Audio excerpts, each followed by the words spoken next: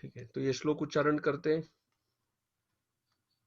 नैषाति दुःसहा क्षुन्माम् नैषातितुः सहा क्षुन्माम् यक्तोदमपि बाधते त्यक्तोदामपि बाधते पिबन्तं त्वन्मुखाम्भोज पिबन्तं त्वन्मुखाम्भोज च्युतं हरिकथामृतम्। अच्युतं हरिकृता तो यहाँ पर यह अच्युतम नहीं है, च्युतम है। हाँ, अच्छा। शब्दार्थ।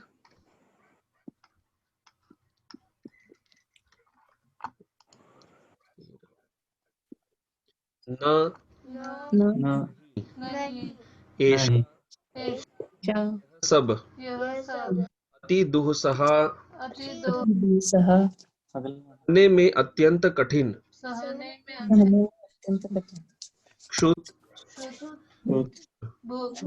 माम को मुझको त्यक्त उदम उत्तम जल ग्रहण करना छोड़ देने के बाद जल ग्रहण करना छोड़ देने के बाद अपि अपि बाधते बाधते बाधा नहीं डालता बाधा नहीं डालता पिबंतम पिबंतम पीते रहने पर पीते रहने पर त्वत् मुख अम्भोज च्युतम त्वमुखो अम्भोज च्युतम आपके कमल मुख से निकला हुआ आपके कमल मुख से निकला हुआ हरि कथा अमृतम हरि कथा अमृतम कृष्ण कथा का अमृत।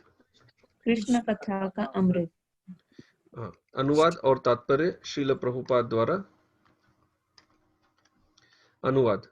मृत्यु द्वार पर होते हुए अपने व्रत के कारण मैंने जल ग्रहण करना भी छोड़ दिया है, फिर भी आपके कमल मुख से निकले कृष्ण कथा रूपी अमृत का पान करने से मेरी असह्य भूख तथा प्यास मुझे किसी तरह भी बाधा नहीं पहुंचा रही। तात्पर्य। 7 दिनों के भीतर मरने की तैयारी करने के उद्देश्य से महाराज परीक्षित ने भोजन तथा जल ग्रहण करना छोड़ दिया था। मनुष्य होने के नाते उनको भूख तथा प्यास लगनी स्वाभाविक थी। इसीलिए सुखदेव गोस्वामी कृष्ण कथा बंद करना चाह रहे होंगे, किंतु महाराज परीक्षित उपवास रखने के बावजूद भी थके हुए नहीं थे। उन्होंने कहा, मेरे उपवास से उत्पन्न भूख तथा प्यास मुझे नहीं सताती। एक बार मैं अत्यंत प्यासा था तो जल पीने के लिए शमीक मुनि के आश्रम गया था, किंतु मुनि ने मुझे जल नहीं दिया। अतएव मैंने उस मुनि के कंधे पर एक मृत सर्प लपेट दिया था, जिसके फलस्वरूप ब्राह्मण बालक ने मुझे शाप दे डाला। किंतु अब मैं स्वस्थ हूँ। मैं भूख तथा प्यास से तनिक भी विचलित नहीं हूँ। इससे सूचित होता है कि यद्यपि भौतिक स्तर पर भूख तथा प्यास बाधक बनती है, किंतु आध्यात्मिक स्तर पर थकान जैसी कोई वस्तु नहीं होती। सारा संसार आध्यात्मिक प्यास के कारण कष्ट उठा रहा है। हर जीव ब्रह्म या आध्यात्मिक आत्मा है और उसे अपनी भूख प्यास बुझाने के लिए आध्यात्मिक भोजन की आवश्यकता पड़ती है। किंतु दुर्भाग्य ही कहेंगे कि संसार कृष्ण कथा के अमृत से सर्वथा अनजान है। इसलिए कृष्ण भावनामृत आंदोलन दार्शनिकों, धर्मविदों तथा सामान्य लोगों के लिए वरदान तुल्य है। कृष्ण तथा कृष्ण कथा में निश्चित रूप में विशेष आकर्षण है। इसीलिए परब्रह्म कृष्ण अर्थात सर्वाधिक आकर्षक कहलाते हैं। अमृत शब्द चंद्रमा का भी द्योतक है और अंबुज का अर्थ है कमल। सुहावनी चांदनी तथा कमल की सुहावनी सुगंध मिलकर सुखदेव गोस्वामी के मुख से कृष्ण कथा सुनने में आनंद प्रदान कर रही थी। कहा भी गया है, मतिर्न कृष्णे परतः स्वतो वा मिथोभिपद्येत गृहव्रतानाम अदांत गोभिर्विशताम तमिस्त्रम पुनः पुनश्चर्वित चर्वणानाम। भौतिकवादी जीवन के प्रति अत्यंत आसक्त व्यक्ति अपनी अनियंत्रित इंद्रियों के कारण नारकीय स्थिति की ओर बढ़ जाते हैं और एक बार चबाए हुए को पुनः पुनः चबाते रहते हैं। उनमें न तो किसी के उपदेश से, न अपने आप, न ही इन दोनों के द्वारा कृष्ण के प्रति रुचि जागृत होती है।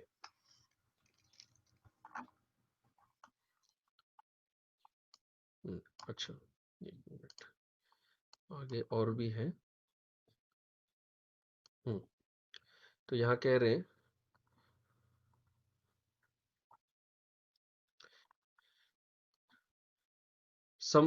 ये जो श्लोक हमने पढ़ा ये श्रीमद् भागवत 7वां स्कंद 5वां अध्याय 30वें श्लोक का था। संप्रति सारा मानव समाज चर्वित चर्वण करने में लगा है, पुनः पुनश्चर्वित चर्वणा नाम। लोग एक शरीर में जन्म लेकर मरने और पुनः दूसरा शरीर धारण कर फिर मृत्यु भोगने के लिए तैयार रहते हैं। मृत्यु संसार वर्तमनी। इस जन्म मृत्यु के चक्र को रोकने के लिए कृष्ण कथा अथवा कृष्ण भावनामृत नितांत आवश्यक है। किंतु जब तक सुखदेव गोस्वामी जैसे स्वरूप सिद्ध व्यक्ति से कृष्ण कथा नहीं सुनी जाती, तब तक सारी भौतिक थकान को दूर करने वाली कृष्ण कथा के अमृत का न तो आनंद लिया जा सकता है, न ही आध्यात्मिक अस्तित्व में आनंदमय जीवन भोगा जा सकता है। जब हम कृष्ण भावनामृत आंदोलन के बारे में सोचते हैं तो हम देखते हैं कि जिन्होंने कृष्ण कथा रूपी अमृत का आस्वादन कर लिया है, वे सारी भौतिक इच्छाओं का परित्याग कर देते हैं।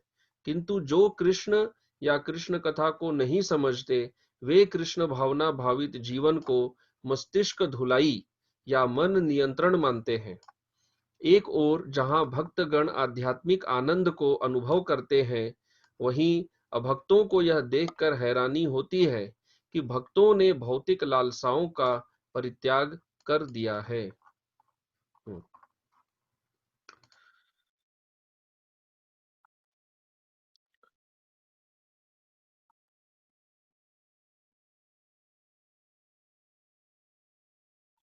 तो अब हम ये 13वें श्लोक को पहले समझने का प्रयास करते हैं।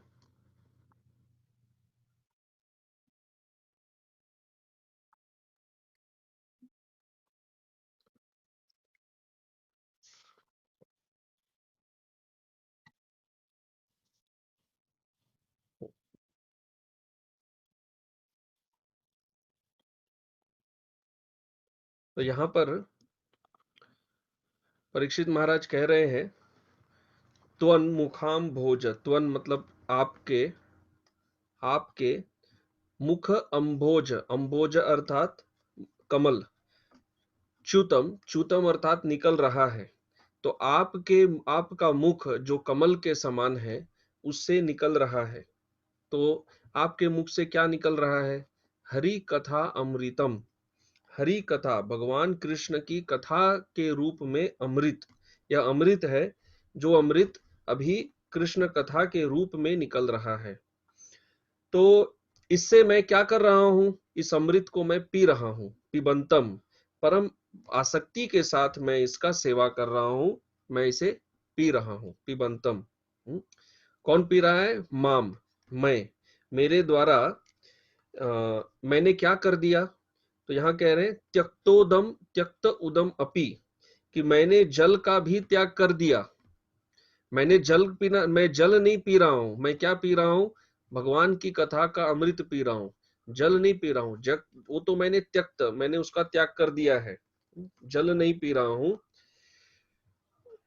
खाना तो दूर की, खाना छोड़ना तो दूर की बात है, पानी ही नहीं पी रहे हैं। अब यहां कह रहे हैं कि ऐशा अति दुःसहा, ये जो मैंने जल का त्याग किया है, ऐशा अति दुःसहा, जल के बिना रह पाना, इसको, जीवन को सहन करना, बिना जल के प्यास को सहन करना, अति दुःसहा, इसको सहन करना अत्यंत कठिन है किसी भी व्यक्ति के लिए। कोई भी व्यक्ति बिना पानी के ज्यादा समय रह नहीं सकता, उसको वो सहन नहीं कर पाएगा। इसलिए कहते हैं अति दुःसहा, इसको सहन करना अति दुष्कर है, बहुत कठिन है। और क्या है, क्षुत, क्षुत अर्थात भूख। तो भूख और प्यास इसको सहन करना अत्यंत कठिन है, परंतु मेरे केस में क्या हो रहा है, माम न बाधते, कि मुझे इससे पीड़ा नहीं हो रही है। किससे पीड़ा नहीं हो रही है? भूख और प्यास से मुझे पीड़ा नहीं हो रही है। मैंने खाना पीना पूरा त्याग कर रखा है, इसको त्याग करके इस संसार में कोई व्यक्ति रह नहीं सकता, वो उसे सहन नहीं कर सकता, परंतु मुझे इससे कोई पीड़ा ही नहीं हो रही है। क्यों नहीं हो रही है? क्योंकि मैं आपके कमल रूपी मुख से निकलने वाली हरि कथा रूपी अमृत को निरंतर पिए जा रहा हूं। इस प्रकार से यह श्लोक का अर्थ है। अब हम इसको और समझने का प्रयास करते हैं, किस प्रकार से वैष्णव आचार्यों ने इसे समझाया है।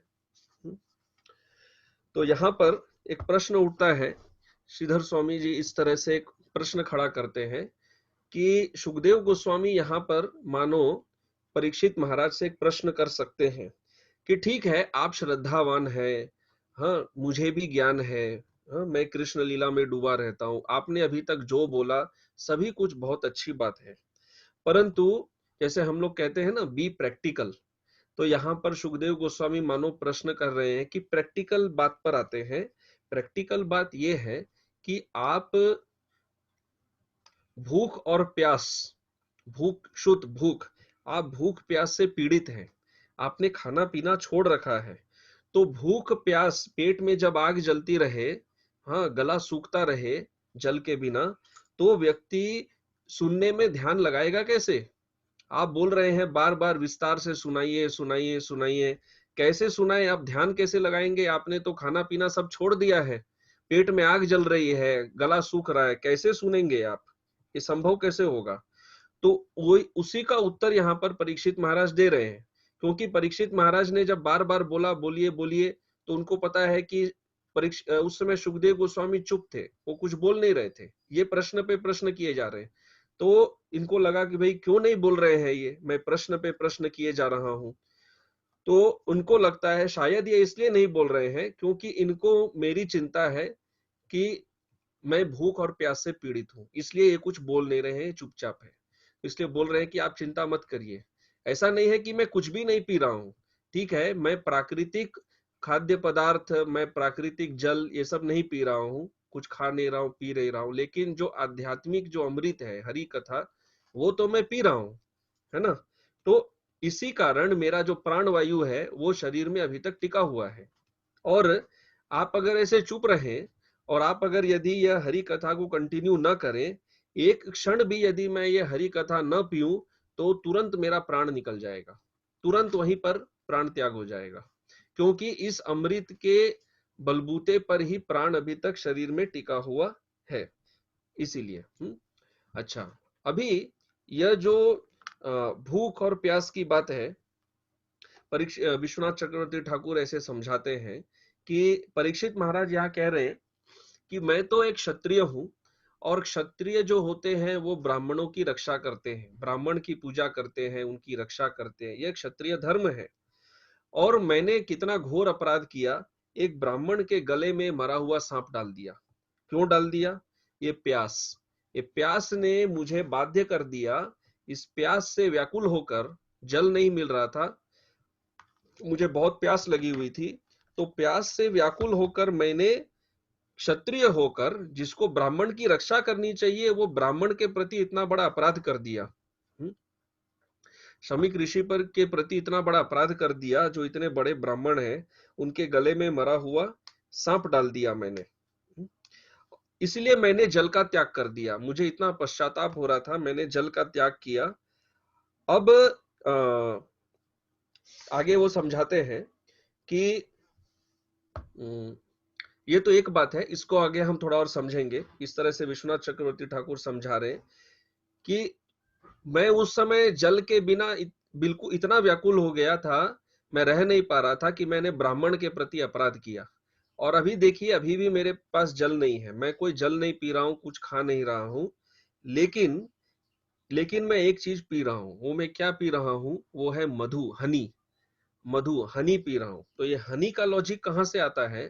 ये हनी का लॉजिक आता है ये अम्भोज, ये जो लोटस है, लोटस कमल, ये कमल कमल शब्द यहाँ कहने का एक अर्थ यह है कि आप जो कथा कर रहे हैं वो हनी, हाँ, मधु के समान है, मधु के समान मीठा है वो कथा, तो उसको अभी मैं पी रहा हूं, ठीक है।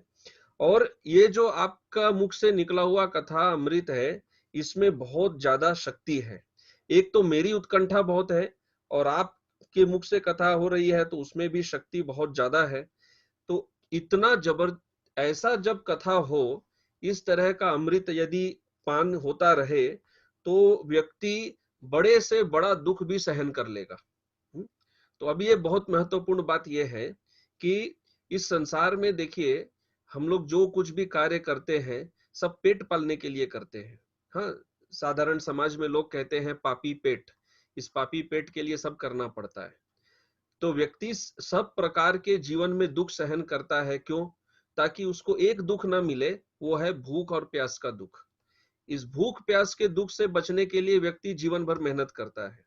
हाँ, तो ये तो सबसे बड़ा कष्ट है, भूख प्यास का कष्ट।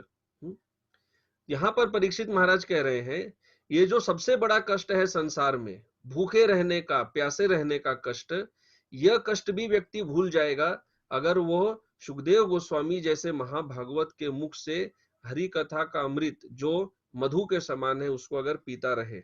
तो यह इसका प्रमाण है, वो इस बात को, वो इस सबसे बड़े कष्ट को भी वह भूल सकता है। और वो कह रहे मैं इसका सबसे बड़ा जीता जागता क्या हूं? प्रमाण हूं। यह एक अर्थ हुआ। और एक अर्थ यहाँ पर यह है, प्रभुपाद जी ने भी तात्पर्य में संक्षिप्त में लिखा है, वो है चंद्रमा का। तो सुखदेव गोस्वामी का जो मुख है वो अंभोज, वो कमल रूप में है, तो इसका यहाँ पर एक और अर्थ आता है चंद्रमा। तो इसका एक अर्थ यह है कि जैसे विश्वनाथ चक्रवर्ती ठाकुर ऐसा समझाते हैं कि सुखदेव गोस्वामी का जो मुख है वो बहुत सुगंधित है, क्योंकि वो अंभोज, वो कमल के समान है, पहली बात। दूसरी बात, चूंकि वह चंद्रमा के समान है, इसीलिए जो श्रोता के हृदय में जो अज्ञान का अंधकार होता है, चंद्रमा जैसे रात्रि के समय का जो अंधकार है उसको चांदनी से दूर करता है, इसी तरह सुखदेव गोस्वामी का मुख जो चंद्रमा के समान है, वह भी जब हरि कथा बोलता है वह मुख, तो जो सुनने वाले हैं उनके हृदय में जो अंधकार बैठा है ज्ञान का, वह अंधकार भी चला जाता है। यदि वह सुनने वाला व्यक्ति यदि चकोर पक्षी जैसा है तो, और वो ध्यान से सुनेगा नहीं तो फिर तो अलग बात है। तो परीक्षित महाराज स्वयं क्या है? चकोर पक्षी के तरह है। वो एक टक के जैसे अर्जुन ने केवल एक ही जगह पर ध्यान दिया था, आपको पता है, मछली की आंख पर केवल ध्यान लगाया था। परीक्षित महाराज का इस पूरे सभा में एक ही जगह ध्यान है, वो है सुखदेव गोस्वामी का मुख। वो अपने मुख से क्या बोल रहे हैं, उनका एक टक केवल वहीं पर ध्यान लगा हुआ है, वन पॉइंटेड अटेंशन, केवल वहीं पर उनका ध्यान है कि इनका मुख से क्या निकल रहा है, हरि कथा। तो इससे हम समझ रहे हैं कि परीक्षित महाराज का जो हरि कथा सुनने में आसक्ति है वो बहुत ज्यादा ही तीव्र है, ऐसा हुआ। अब ये भूख प्यास के संबंध में श्रील सनातन गोस्वामी थोड़ा और समझाते हैं। वो क्या समझाते हैं? वो कहते हैं कि परीक्षित महाराज यहाँ पर कह रहे हैं कि मैंने स्वयं व्रत लिया, किसी ने मुझे बाध्य नहीं किया ये खाना पीना छोड़ने के लिए। जब मुझे समझ में आया कि मैंने कितना बड़ा घोर अपराध कर दिया ऋषि के प्रति, तो उसके पश्चाताप में मैं अनशन पर बैठ गया। तो सनातन गोस्वामी कहते हैं अनशन व्रतोत्थाक्षुत, कि मैं अनशन पर बैठा कि मैं अभी और कुछ खाऊंगा नहीं, यह मैंने व्रत ले लिया। अब वो कहते हैं कि संसार में जितने प्रकार के जो दुष्कर्म, जितने प्रकार के पाप होते हैं, ये सब प्रकार के पाप का एक स्रोत है, एक मूल कारण है, और वो मूल कारण है भूख। Hunger is the source of all evils. यदि व्यक्ति को भूख ही ना लगे तो फिर व्यक्ति ये सब इतना कुछ क्यों करेगा? पेट के लिए ही तो व्यक्ति करता है। तो वो कहते हैं सर्व अनर्थ मूलतया प्रसिद्धा क्षुत, क्षुत अर्थात भूख। सारे जो अनर्थ है इस संसार में, ये सब अनर्थों का मूल कारण है यह भूख। ये भूख जो ऐसा बना है, भगवान ने दिया है, इसी के कारण सब अनर्थ, व्यक्ति तरह तरह के गलत कार्य पाप कर देता है, भूख मिटाने के लिए। यह एक अर्थ है। और एक ये है, दुख प्रदत्वेन सर्वे, सभी प्रकार के जो जीवन में दुख आते हैं वो सब जो ये जो भूख है जीवन में बहुत कष्ट देता है। और मुझे भी इससे बहुत कष्ट हुआ भूख प्यास से, इसीलिए मैंने वो मरा हुआ सर्प ऋषि के गले में डाल दिया। तो सनातन गोस्वामी ये बात क्यों समझा रहे? क्योंकि यहाँ पर दिया गया है दुस्सहा, तो वो ये समझा रहे कि भूख प्यास को परीक्षित महाराज यहाँ पर दुस्सहा क्यों कह रहे, कि अत्यंत कष्टकारी है यह सहन करना, उसको इस तरह से वो समझा रहे। अत्यंत दुखेन एव सह्या, भूख को सहन करने में बहुत ज्यादा कष्ट होता है, बहुत ज्यादा कष्ट रहता है इसमें, ठीक है, एक्सट्रीमली इनटॉलरेबल। अच्छा, भूखा रहना तो क्या, ये तो मतलब जैसे कि कंटिन्यूअस निर्जला एकादशी चल रहा है, निर्जला कंटिन्यू निर्जला एकादशी परीक्षित महाराज का, तो हम सब जानते हैं, सबको अनुभव है निर्जला एकादशी के अगले दिन वो कैसे प्रतीक्षा करते रहते हैं कि वो एकादशी पारण का समय कब आएगा। जैसे ही वो घड़ी का कांटा पारण समय पर टच करे, तुरंत एकादशी व्रत को अब यहाँ पर तोड़ेंगे, हाँ पारण आएगा तब पारण करेंगे। तो यहाँ पर तो कंटिन्यू नॉन स्टॉप 7 दिन तक निर्जला चल रहा है।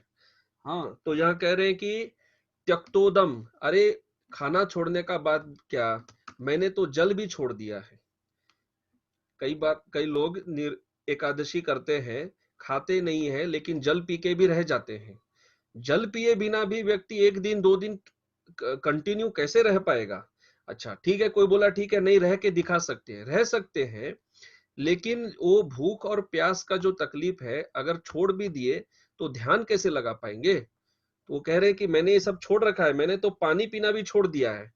तो इसीलिए आपको लग रहा होगा कि मुझे बहुत कष्ट हो रहा है, इसलिए मैं कह रहा हूं न बाधते, मुझे कष्ट नहीं हो रहा है, आप विश्वास करिए मुझे कोई कष्ट नहीं हो रहा है। अभी अभी कोई यहाँ पर बोल सकता है कि संसार में ऐसे थोड़े योगी वगैरह होते हैं जो लंबे समय तक कुछ खाए पिए बिना रह जाते हैं, ऐसे बड़े बड़े महात्मा योगी भी हुए हैं, वो हुए हैं। इसीलिए सनातन गोस्वामी यहाँ एक और बात क्लियर करते हैं, वो कहते हैं कि सुखदेव गोस्वामी का यहाँ पर ये सोचना है कि परीक्षित जो है ये राजा है, और राजा जो है सदैव बहुत ही ऐश्वर्य, बहुत भोग ऐश्वर्य, बहुत आराम का जीवन में रहे हैं। जो व्यक्ति सदैव कष्ट में रहा है, जिसने सदैव ही बचपन से ही बहुत तपस्या की हो, ठीक है, वो उसको सहन करने में शायद इतना तकलीफ ना हो, भूख प्यास वो कर लेंगे, बहुत योगी करते हैं। लेकिन ये एक ऐसे व्यक्ति है जो जन्म से ही बहुत ऐशो आराम में पले बढ़े हैं। तो वो कहते हैं कि जो व्यक्ति बहुत ऐशो आराम में पला बढ़ा होता है, उसका शरीर जो होता है वो बहुत सॉफ्ट, बहुत नरम होता है। जो व्यक्ति जितना शारीरिक मेहनत परिश्रम करता है, जितना कष्ट सहन करता है, उसका शरीर भी उतना कठोर बनता है। तो इनका शरीर जो है वो क्या है, वो तो बहुत ही सॉफ्ट, बहुत कोमल है। क्यों? क्योंकि सदैव ही इनको बहुत सब तरह की सुख सुविधाएं आराम रही है। तो इसलिए एक तो मेरा शरीर जो है वो सदैव सुख सुविधाओं में था, किसी प्रकार की कोई तकलीफ नहीं थी। अब अचानक से मैंने खाना पीना सब छोड़ दिया, तो स्वाभाविक है कि मुझे बहुत कष्ट हो रहा होगा। लेकिन मैं आपको विश्वास दिला रहा हूं, न बाधते, मुझे कोई कष्ट नहीं हो रहा है। आप पूर्ण विश्वास रखिए, कोई कष्ट नहीं हो रहा है।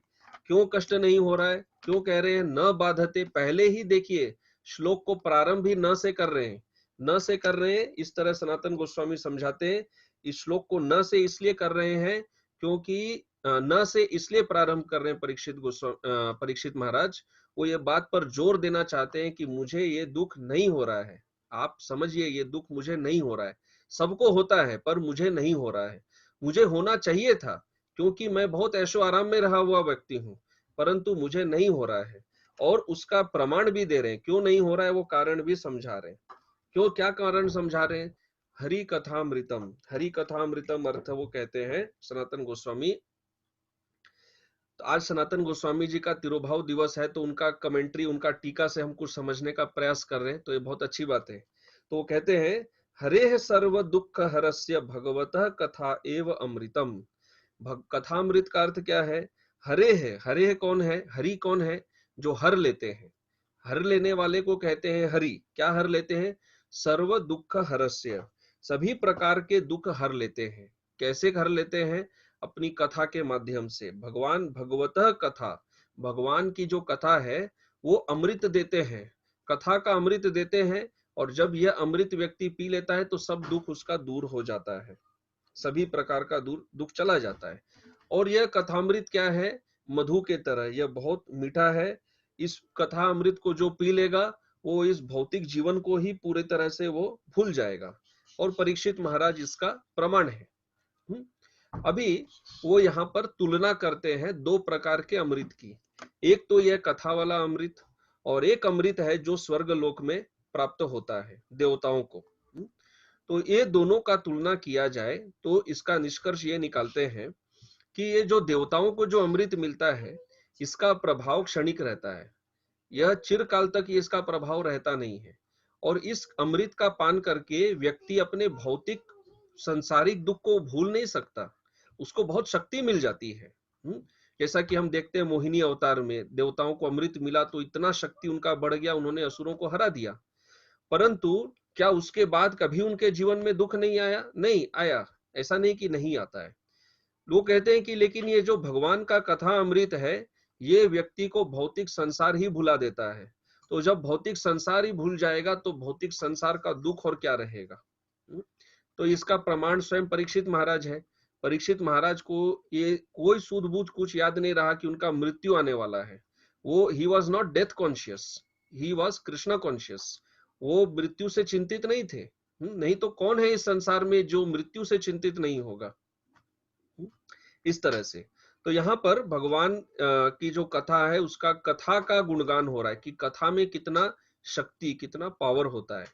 और अभी सनातन गोस्वामी समझाते हैं कि ये कथा तो आपके मुख से निकल रही है, और आपका मुख क्या है? अंबोज, कमल के समान है, तो और चंद्रमा के समान है। चंद्रमा के जैसे शीतल, जैसे चंद्रमा जो है शीतलता देता है और चांदनी देता है, तो इसी तरह आप हृदय का अंधकार दूर करते हैं और हृदय क्या बन जाता है? हृदय में जो अग्नि जल रही है, संसार दावानल, जो दावानल हृदय में जल रहा है, अग्नि, अनर्थों की अग्नि, वो अग्नि भी क्या हो जाती है? ठंडी पड़ जाती है आपके मुख से कथा सुनने के कारण। इस प्रकार से वो समझा रहे हैं, सनातन गोस्वामी ने इस तरह से इसका अर्थ समझाया है। और वो अभी और अंत में जीव गोस्वामी ये कहते हैं कि इसका अर्थ ये है कि मेरा जो प्राण वायु है वो केवल एक चीज पर टिका हुआ है, वो ये अमृत जो आपके मुख से निकल रहा है। अगर ये बीच में रुक गया, अगर ये बीच में रुक गया तो क्या हो जाएगा? बहुत गड़बड़ हो जाएगा। क्या गड़बड़ हो जाएगा? मेरे प्राण निकल जाएंगे। इस अमृत के भरोसे ही मेरा प्राण टिका हुआ है, और मेरी मृत्यु तो निश्चित है। मैं अभी क्यों जीवित हूं? मैं भगवान से आसक्त होना चाहता हूं। और भगवान से आसक्ति कैसे बनती है? भगवान की कथा के माध्यम से ही भगवान से आसक्ति होती है। इस प्रकार से। और एक बात अंत में जो कहते हैं वो कहकर यहाँ विराम देते हैं। वो कहते हैं कि जो कमल है, कमल से क्या निकलता है? कमल से नेक्टर, जो मधु है, वही निकलता है। इसी प्रकार आपके मुख से और क्या निकलेगा? आपके मुख से हरि कथा का अमृत ही तो निकलेगा। तो आप बस बोलते रहिए। ऐसा नहीं है कि हम सुखदेव गोस्वामी को कहेंगे कि कृपया हरि कथामृत कहिए, मतलब सुखदेव गोस्वामी जो कहेंगे वही हरि कथामृत है, वो क्या प्रजल्प करने वाले नहीं है। सुखदेव गोस्वामी का बोलना मतलब ही हरि कथामृत, उसके अलावा वो और कुछ बोलते ही नहीं है, वो और कोई सांसारिक विषय की बात नहीं करते। तो जैसे कमल जो है वो मधु ही देगा, आपके मुख से हरि कथा ही निकलेगा। तो आप बस बोलते रहिए, बोलते रहिए और बोलते रहिए, और मैं सुनता रहूंगा, सुनता रहूंगा, सुनता रहूंगा। जब तक जीवित हूं तब तक मैं सुनने वाला हूं। इस प्रकार से परीक्षित महाराज का जो बहुत गहरा आसक्ति है हरि कथा में, वो यहाँ पर सिद्ध होता है। और ये श्लोक तक परीक्षित महाराज के जो प्रश्न है इसमें सब समाप्त हो जाते हैं। और 14वें श्लोक में फिर से सूत गोस्वामी कहेंगे कि फिर आगे और क्या